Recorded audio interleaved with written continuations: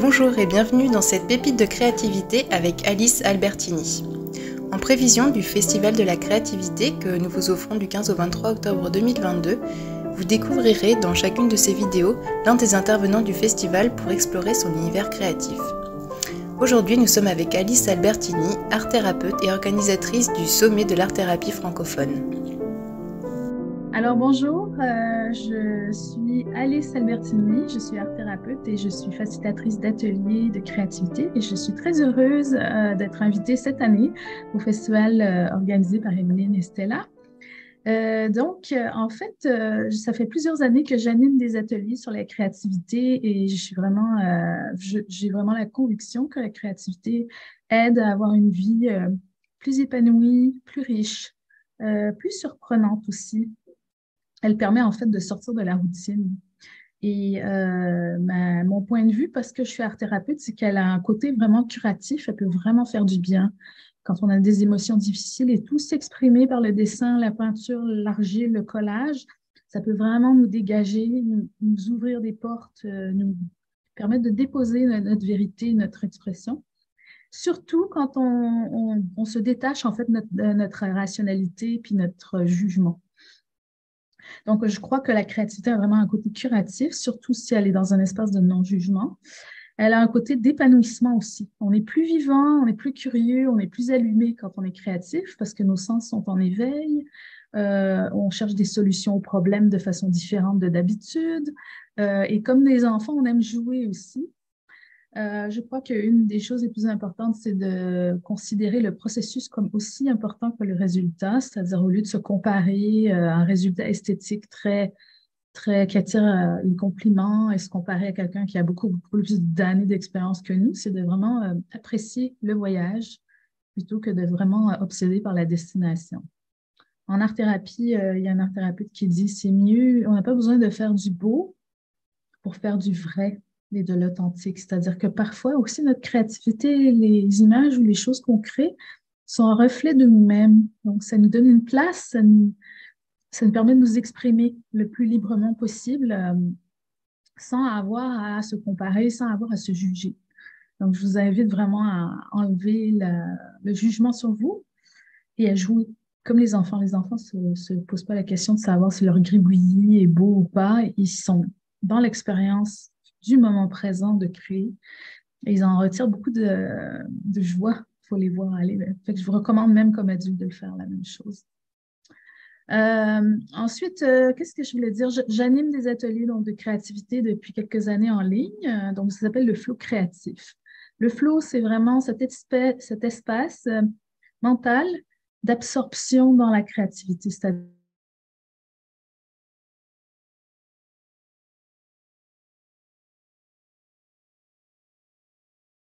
le bonheur, l'épanouissement, puis la fluidité. C'est-à-dire on crée, puis on pense plus. Notre tête est vide et pourtant, notre corps est en action créative et on produit comme ça. Donc, en fait, ça fait du bien au cerveau, ça nous relaxe, ça nous fait du bien à notre corps, ça nous donne un espace de bien-être et de self-care, de soins de soi.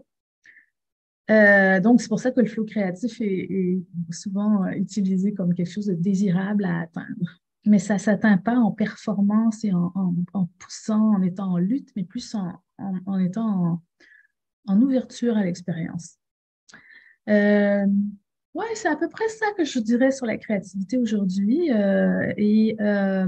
Donc, parfois, j'anime des ateliers qui s'appellent le cercle de flow en ligne. C'est souvent sur les archétypes. Donc, les dernières qu'on a fait, c'était sur les déesses obscures, donc Lilith, les sorcières et tout ça, qui nous servaient en fait de guide dans l'imaginaire. Puis ensuite, les gens créent et à la fin, il y a un partage en groupe. Donc, ce sont des ateliers qui mettent en contact les personnes avec elles-mêmes, avec des parties d'elles-mêmes que les archétypes viennent révéler comme ça.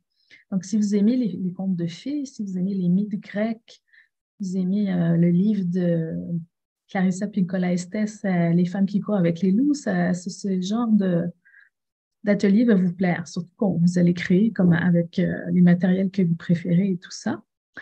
Mais il y a aussi, je travaille aussi en art-thérapie professionnelle. Donc, chaque année, j'organise le sommet d'art-thérapie francophone. au printemps. C'est à peu près fin avril que ça se passe. C'est 5 jours d'événements gratuits. Et vous avez beaucoup de conférences, une quinzaine de conférences et des ateliers. Tout ça, c'est donné par des art-thérapeutes professionnels de l'Europe et du Canada en français. Donc, si vous allez sur mon site, vous allez pouvoir voir ça et je vous invite chaleureusement à participer quand ce sera le moment dans quelques mois. Puis enfin, je voulais vous inviter pour la fin. Moi, j'ai été toujours passionnée de journaux, donc je fais beaucoup des journaux créatifs avec de la peinture, du collage, de l'écriture et tout. Et ça, c'est mon flow, ce que j'appelle mon flow bujo. Donc, c'est un espèce d'agenda.